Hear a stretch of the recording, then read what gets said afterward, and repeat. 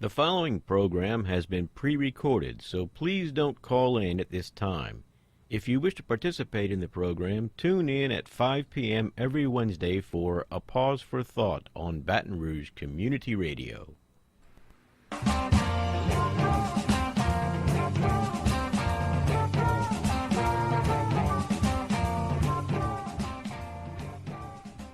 Good evening, fellow humans. This is Wayne Parker with A Pause for Thought, coming to you on Baton Rouge Community Radio, WHYRLP 96.9 FM in Baton Rouge. This is a live call-in show, so you are all invited to call in and voice your views and sentiments on the topic of the day. And we have chosen a topic. I'll give it to you in a second. But if you would like to call in and share your thoughts, just dial 343-9927. If you happen to be outside the calling area and are live streaming on WHYR.org, then dial the area code 225 and then 343-9927. Now, this is a call-in discussion show. We have a topic chosen for the night, but we need not constrain ourselves to this specific topic. Going off on tangents related to the topic is both okay and encouraged. However, all comments must be voiced strictly as opinions and in a respectful manner. Anyone who wishes to preach or insult other opinions will be asked to adjust their attitude once. Okay, we're off and running. I'd like to remind everybody that we wish to have a thoughtful discussion among thoughtful people here, and you can call in 343-9927. This is Wayne Parker, and with me in the studio tonight are my co-hosts Johnny Parker and Lang Baker. And our topic for tonight is another question: can people quickly change their basic behavior? And the way this question was posed to me, it was over the holidays. A friend of mine suggested, she brought to my attention the Christmas Carol, Dickens, I think it's Dickens' Christmas Carol, and the story of the Grinch that Stole Christmas, and how they, all of a sudden, overnight, changed their behavior from being miserable and unhappy and greedy to being wonderful and loving people. Can people really do that? Anybody? I guess we should wonder first if there is such a thing as basic behavior. I mean, are we born with a certain disposition? I would venture that we're born with the capacity to develop, and what we experience during our early years has a great influence on what disposition we have. But it's a mix between the environment and the genetics that we come into the world with. Okay, if you can we maybe agree upon what it is to have a healthy brain? Where I'm going with that is, if a person is born with a healthy brain, then will their attitude and their reaction to things as they're growing up be positive? I would think that would depend on what they experience while they're growing up. Well, I suppose you're right. But I guess, Scrooge and the Grinch, they both had identifiable behavior that we all recognized.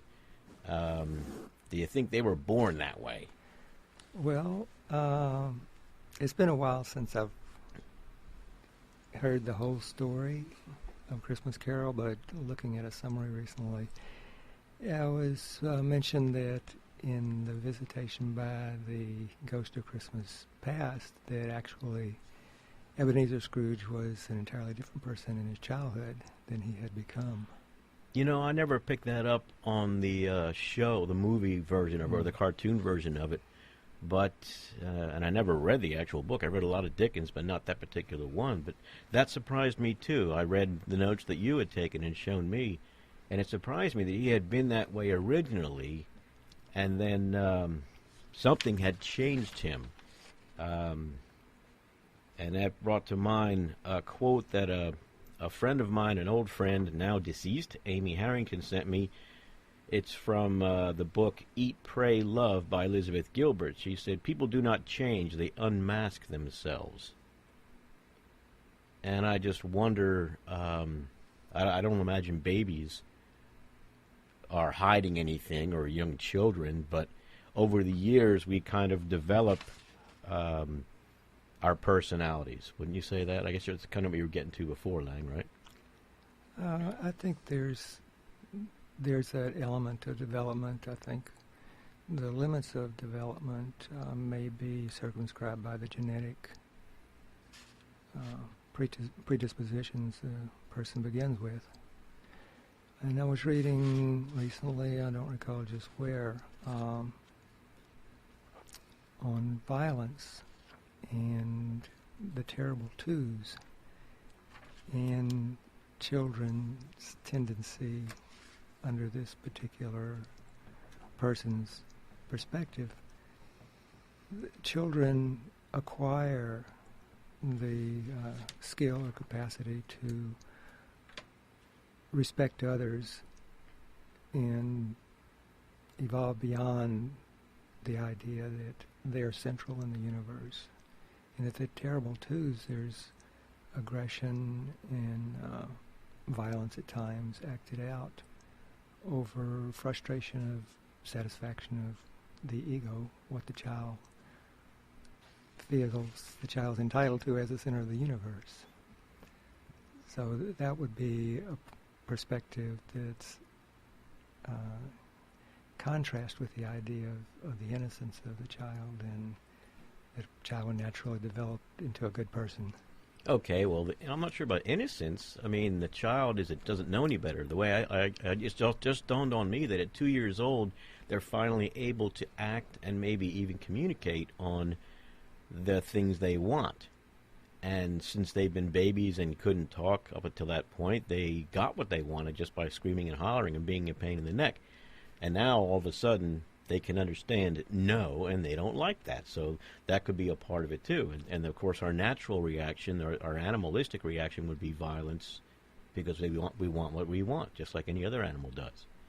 I mean, if a dog or wolf wants your food, he's going to take it, unless you could do something to stop him. Johnny, you looking like you had a comment? Sure. If we just sort of take that and develop that thinking and saying, okay, our personality starts developing from birth, age 2, age 6, first grade, 6th grade, middle school, high school, college, marriage, and so forth, work. And over that period of time, our personality seems to me that likely gets more and more set, as some people might say, in concrete, and change becomes more and more difficult, I think, for a lot of us. For people who don't experience traumatic, brain chemical changes that are basically out of their conscious ability or desire to change. So when we get back to New Year's resolutions, saying, okay, everybody's thinking about changing, New Year, right? Right. So the question is, That's what you're supposed to do. Yeah, so can we do it? And how long does it take us to do it? And why do we sometimes stick with it and sometimes we don't? So, yeah, and of course, in both the examples that were used to base this topic tonight, the individuals the subject individuals just changed overnight, and we don't know if they went back to their old ways or not. I mean, Scrooge experienced they both experienced the joy of giving and sharing, which I think all three of us have also a long time ago. But I can use my own life as an example, I guess. I can recall, actually, in my early 20s when I was very unread, didn't read a whole lot of history, hadn't read any at the time, hadn't thought about politics, and I considered myself a liberal, or I was shouted at by my other friends for being a liberal. And when I couldn't defend my points of view, I began reading, and I became a conservative, and then went a step further, became a libertarian. But I kept reading during all this time, and I was a jerk. I was very one way. I was very miserable to be around for people who didn't really know what I was like inside. Maybe they didn't know they knew my basic behavior, and some people didn't, whatever basic behavior was. But then as I learned more, I began to change and wake up, and I calmed down, and now I'm of the completely opposite disposition. But that didn't happen overnight, I can tell you that. So the question might be also, okay, how much can we change as part of our behavior? 5%, 10%, what all changes and what all doesn't change? What all can we change? And who determines how much we changed? And where did it change? Like behavior, did it come from emotions? Did it come from a desire? And where did the desire come from? And are we happier now than we were before we changed? Which may be obvious to most of us, but I'll just throw those questions out there. Yes, good questions. I picked up on your mentioning the question of who changes us. That's interesting if you can expand on that. But just a second here, I want to remind our listeners that we are discussing tonight, can people quickly change their basic behavior? And you can call in with your own thoughts and comments at 343-9927. If you're outside the calling area or listening area and live streaming on WHYR.org, just dial the area code 225, then 343-9927. So how about that, Johnny? Is there more than one person that can change us? Well, I'm not sure. I guess I don't think anybody can change us. I think we elect to change, attempt to change, and probably change ourselves to some degree based on our environment and our experiences. But maybe follow up on that question, ask another one. Even if we think that we're changing, can somebody else recognize that we're changing? So. Or how long would it take them to recognize it? Yeah. Or even if they do recognize a change and we think we have changed, and they say, oh, no, you haven't. You're still doing this and that. Oh, yeah, but I have different reasons for doing it now. I mean, that'd be my quick comeback anyway, I guess if people can do something to us, something violent or whatever, I know it happens to women a good bit, but if, with sexual trauma and things like that, but I suppose we can have things that happen to us in our lives where another person can be said, their action could be said to have caused some kind of instinctual change or something like that in our brain, or some deep reaction that we have a hard time controlling or even recognizing? Well, several possibilities along that line occur to me. One related to what you said was PTSD and how that can have dramatic changes overnight from an external impact. Another positive is where somebody's inspired by some person that they meet and take up whatever cause they're inspired to take up as a result of that and change their life to pursue entirely different path than before from an inspirational encounter. Third is the whole phenomenon of cults, and how some people are dramatically changed in their personality and their behaviors over a short time encounter with a cult that indoctrinates them. What do you suppose does that, though? Is it simply belonging to a group, being loved by somebody finally, feeling like you belong, or what? I would hesitate to speculate. Come on, speculating is fun as long as we're talking about somebody else's life. Well, there have been some studies, some researchers that have interviewed large numbers of people who had been in cults to try to determine what it was about them. If you want to continue, sure. I'll see what I can... Okay, Johnny, do you have anything to add to that? Or if not, that's okay. Yeah, not on the cult. I'd be interested in maybe having a little bit more conversation on what we define as behavior and what are certain aspects of behavior. And, I assume behavior is okay. I'm acting in a greedy manner. I'm acting in a manner that's self-centered. I think about myself most of the time, and then because of that maybe personality trait, then I behave to different people in different ways. Now, whether or not that can change over time, I'm sure it can.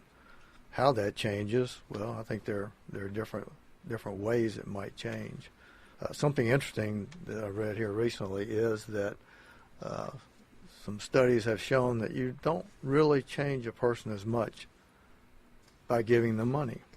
Okay, happiness is not necessarily related to money as much as and that would be called an external factor, okay, or a new car or a new house. What really works more than that, an internal factor, would be some internal desire to make a change that would make somebody feeling more happy, maybe a different way of looking at the world. So you're saying meaningful change would come from within. Exactly. Okay, now I've got one example that kind of goes counter to what you said, but I really don't think it does. But anyway, on first appearances, someone who wins the lottery.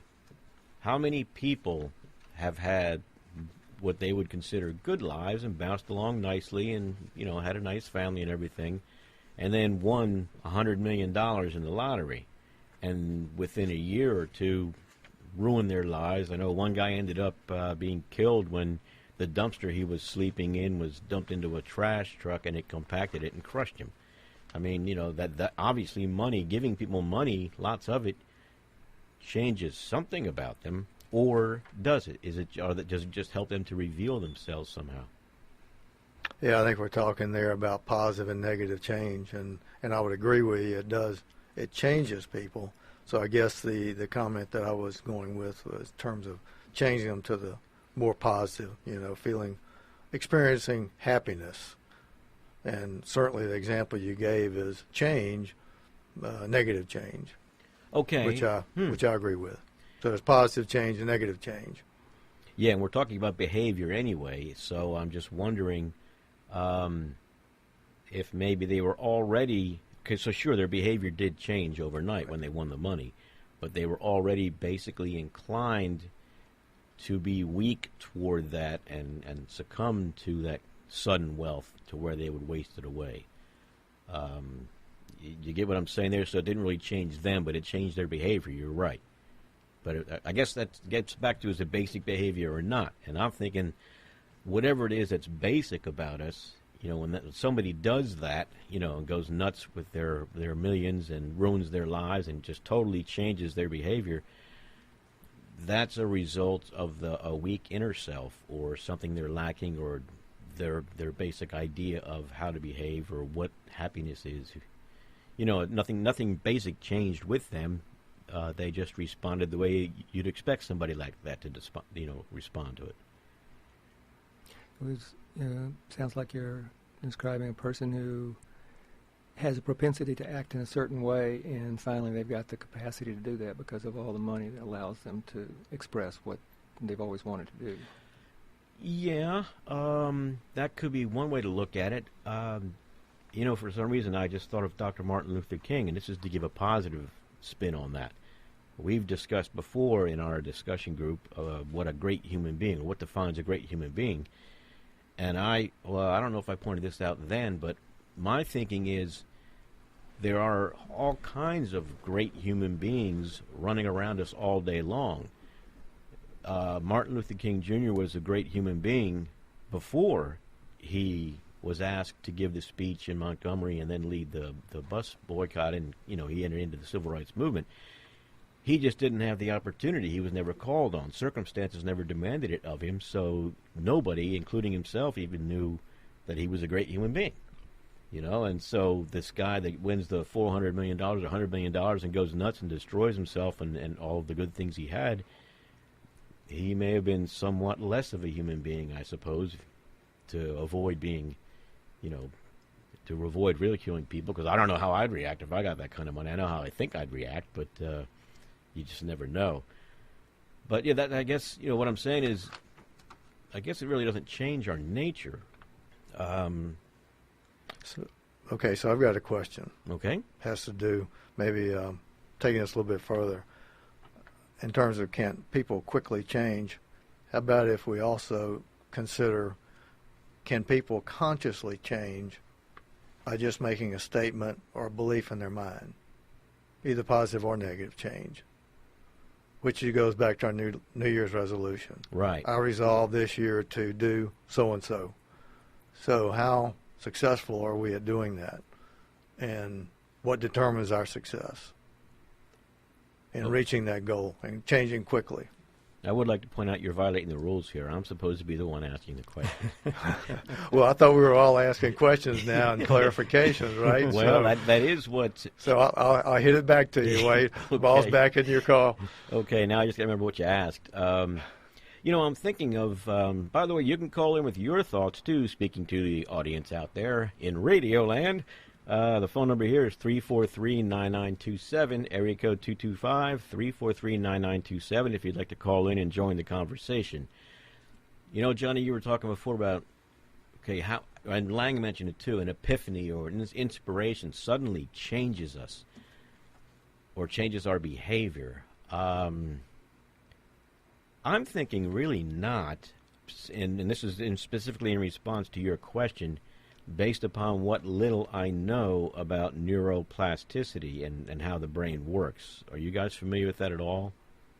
Familiar with the term and familiar with the experience, sure. Okay, and for the listeners out there who might be curious, who don't already know themselves what neuroplasticity is, the way I understand it from what I've read is that the different areas of our brains that do certain things are constantly competing with each other for more neurons, which are used to communicate with the body. And if a certain part of the brain gets used a lot to do a repetitive action or do a regular action like smoking was for me, if another area is not that strong and not being used that much, then some of its neurons get grabbed up by that other part of the brain so that the behavior you do all the time becomes reinforced. Learning how to drive a stick shift and a manual transmission of any kind. For me it was a motorcycle. I had to think about what I was doing every time I did it, and then after about a few days it was like automatic because that part of the brain developed to where I could do it automatically.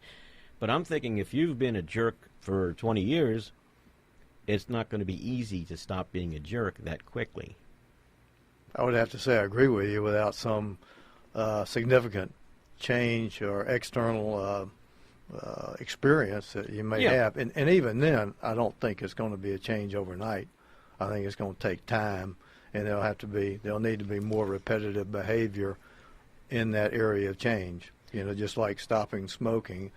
I've never had to do it, but I'm sure it has to be done every day, just like stopping drinking. Every time you think about it, no, you got to stop doing it. Well, one step at a time. The way they did it when I quit was that they told us to smoke as much as we wanted to, but they kept changing when we were allowed to smoke. So that allowed the habit part of the brain to kind of get weak and die off. And by constantly changing these things, it never gave us a chance to form a new habit. And that was 29 years ago I quit, I think, something like that. Well, congratulations. Yeah. My experience to quitting smoking was easy because I suddenly developed nausea response to smoking. That's fortuitous, I'll call it that. That's because I had the opposite experience when I began smoking. I got a nice buzz, and I like a buzz, so legal one, of course. Not that anybody doubted that, but so you developed a sick thing. Yeah, I felt nauseous from the smell of smoke. And how long had you smoked before that happened? About 10 years. Wow. I wonder if that was a subconscious, a survival type thing coming at you, because I know you're pretty strong in being aware of yourself. Well, I wouldn't try to figure it out. No. I'm just offering it as a counterexample. We're each unique biological beings as well as psychological. You are correct. And which on the general theme of sudden versus gradual change, there's been some research on peak experiences and people having radical changes from a moment change. A moment experience. Peak experience. That was a term by Abraham Maslow, I believe. Exactly, yeah. And according to some Gallup polls, about half of all Americans report having had a life-changing moment in their lives. Interesting. Did they give any examples?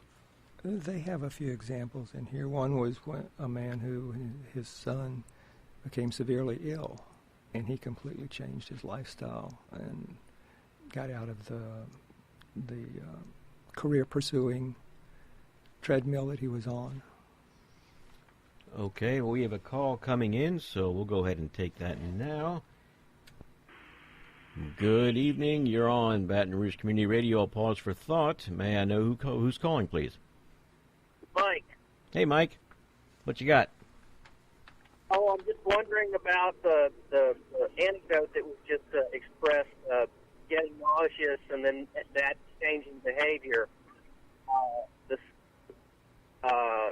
In psychology studies, they've been able to show that you can induce a food aversion in rats, for example, by overdosing them with radiation and making them feel radiation sickness, and the rat associates the illness with the food and doesn't eat the food anymore. Wow. Well, I'll let you go. Okay, thanks, Mike. That's interesting perspective there. I don't think I'd want to quit anything due to radiation exposure or overdose of radiation, but I see where he's talking there. But with you, Lang, it was kind of it still could have been an externally induced reaction to the actual toxins of the smoke.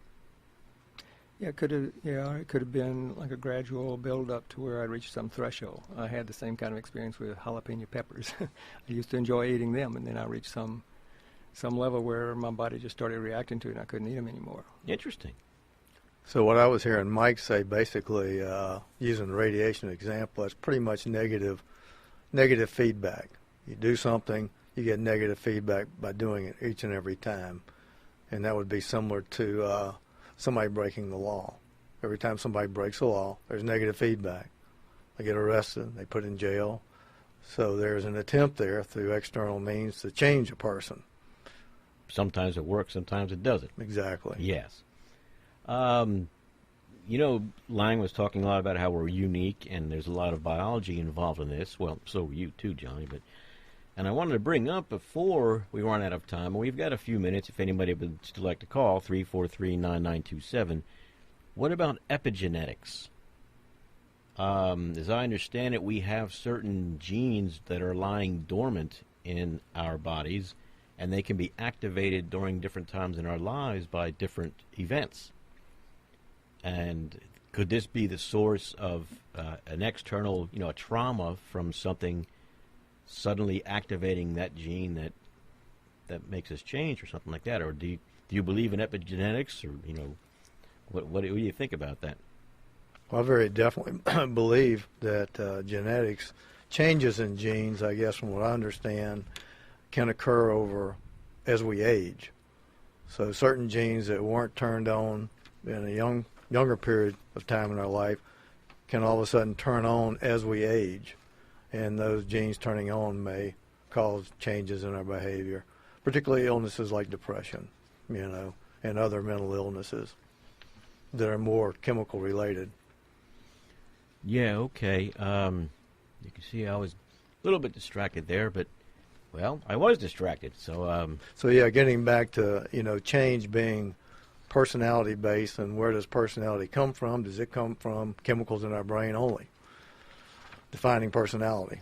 Oh, yeah, right. And I was getting back, Lang was saying earlier, PTSD is an external change also. But how quickly can that happen? I don't know, and I'm glad I never, had the opportunity to find out, But I would imagine a guy that's in combat changes very quickly, and those would be long-term changes. Well, if you want to consider external inputs causing immediate long-term change, John Hopkins' study of the ingredient in magic mushrooms found that participants had a long-standing immediate change. Interesting. Could he explain what it was about the mushrooms? Did it change? Did it alter their brain chemistry permanently? I guess or what was it? Was it a memory of what they experienced? Well, it says that it changed their psychological profile of openness. Openness meaning 60% of the participants in this study were more open to their environment. Their environment, so more sensitive to it, more receptive, more willing to change, that kind of thing? That's my understanding of the study. Well, that's very interesting. Okay, we got to go. It's you've been listening to A Pause for Thought on Baton Rouge Community Radio. We thank you for listening, and we're going back to regular programming.